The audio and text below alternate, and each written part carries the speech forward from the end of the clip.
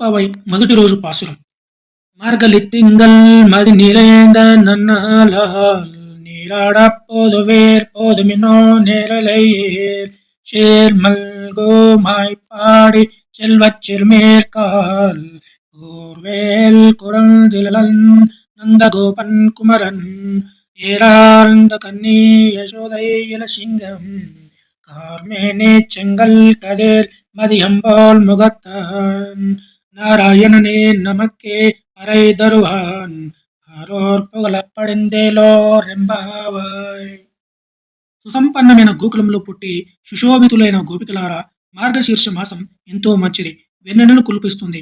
చాలా మంచి రోజులవి. సూర్యుడైన నందగోపుని కుమారుడును, విశాల నేత్రియగు యశోదకు బాలసింహం వంటి వాడును, నల్లని మేఘం వంటి శరీరమును, చంద్రుని వలె ఆహ్లాదకరుడుగవు, సూర్యుని వలె తేజోమయుడైన నారాయణునే తప్ప ఇతరములను కోరని మనకు ఆ స్వామి వ్రతమునకు కావలసిన విచ్చుటకు సిద్ధపడినాడు.